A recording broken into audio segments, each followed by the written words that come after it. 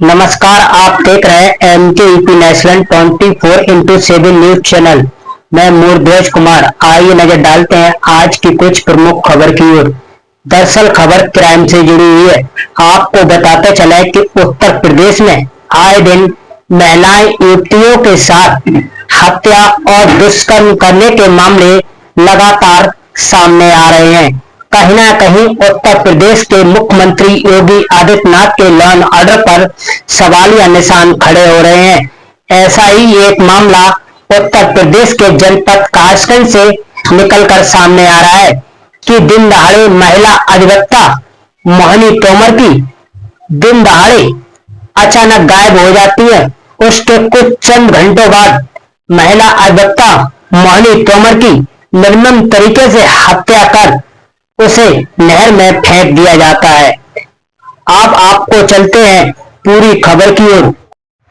उत्तर प्रदेश के जनपद कासगंज में महिला अधिवक्ता मोहिनी तोमर का हत्याकांड को खुलासे को लेकर सैकड़ों की संख्या में अधिवक्ता सड़कों पर उतरकर जाम लगाया और प्रशासन के खिलाफ मुर्दाबाद के नारे लगाते हुए नजर आए हैं। दरअसल खबर उत्तर प्रदेश के जनपद कासगंज से है।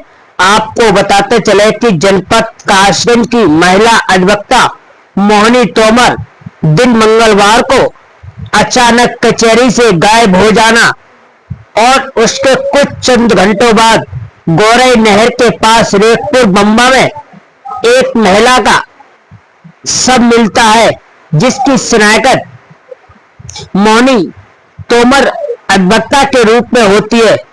उसके बाद दिन बृहस्पतिवार को महिला अधिवक्ता मोहिनी तोमर का अंतिम दाह संस्कार कचरा के गंगा घाट पर पुलिस प्रशासन की कड़ी सुरक्षा व्यवस्था के बीच किया जाता है। वही अंतिम दाह संस्कार करने के बाद जब अधिवक्ता वापस आते हैं तो न्यायालय के मुख्य गेट पर सैकड़ों की संख्या में अधिवक्ता इकट्ठे होकर महिला अधिवक्ता मोहिनी तोमर के हत्यारों को जल्द से जल्द गिरफ्तार करने के लिए मांग करते हैं। वहीं हम आपको तस्वीरों के माध्यम से दिखा रहे हैं। यह तस्वीर मुख्यालय न्यायालय गेट के मेन सड़क की है, जहां पर सैकड़ों की संख्या में महिलाएं अधिवक्ता, पुरुष अधिवक्ता मौजूद रहे और प्रशासन के खिलाफ जमकर नारेबाजी की और बताया कि मोहिनी तोमर के हत्यारों को जल्द से जल्द गिरफ्तार किया जाए। आपको बताते चले कि उत्तर प्रदेश में आए दिन महिलाएं एवं युवतियों के साथ दुष्कर्म और हत्या के मामले लगातार सामने आते जा रहे हैं।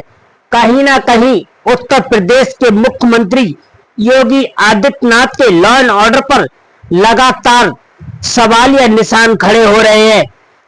ऐसा ही मामला जनपद कासगंज में दिल दहलाने वाला सामने आया है कि दिन दहाड़े महिला अधिवक्ता मोहिनी तोमर अचानक कचहरी से गायब हो जाती है और उसके कुछ घंटों बाद उनका शव मिलता है और निर्मम तरीके से हत्या हो जाना कहीं ना कहीं एक कासगंज पुलिस प्रशासन पर सवालिया निशान खड़े करते हैं।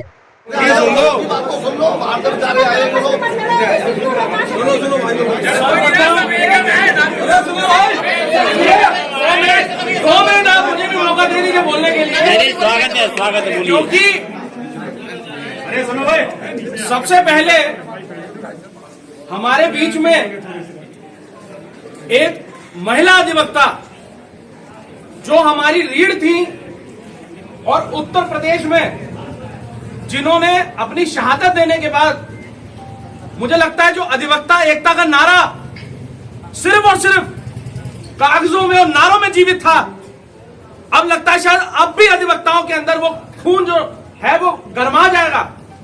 अब भी आंखें खुलेंगी हम लोगों की। सबसे पहले मैं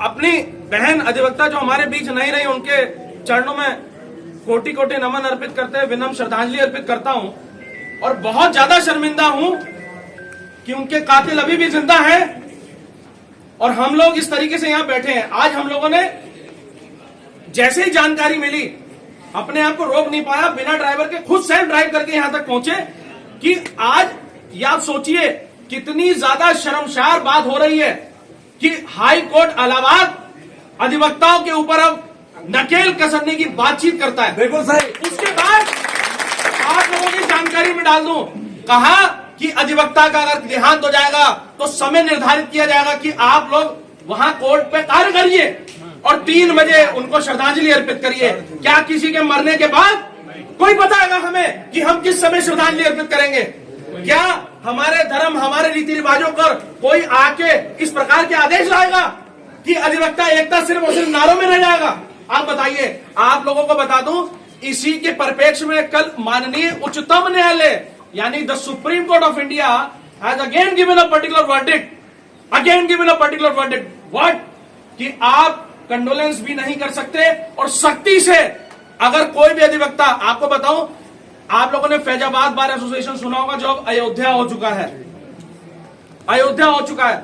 फैजाबाद बार एसोसिएशन के प्रत्येक सदस्य को यानी कि जो कार्यकारिणी में है प्रत्येक पदाधिकारी को यह कहा गया कि आप हल्फनामा दाखिल करिए कि आपने न्यायिक कार्यों से अवगत कैसे हो गए, नहीं तो आप सभी लोगों का बार काउंसिल का लाइसेंस और बार का लाइसेंस, आपके अधिवक्ता पंजीकरण सब कुछ हम कैंसिल करा देंगे।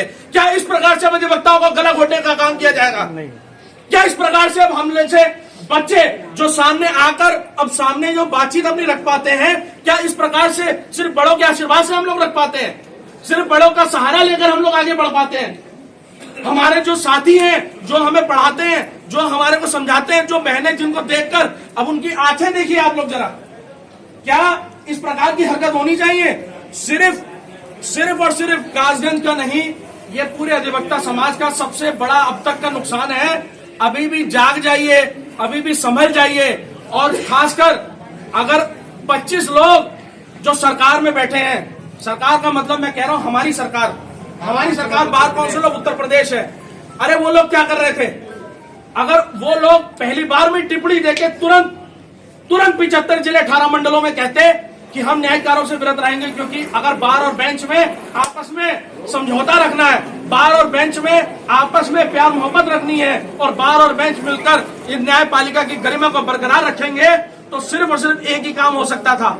और वो काम क्या हो सकता था कि हम लोग साफ तौर पर बैठते हैं और वो 25 लोग जो हमारा नेतृत्व कर रहे हैं उनकी भी पूर्ण जिम्मेदारी है।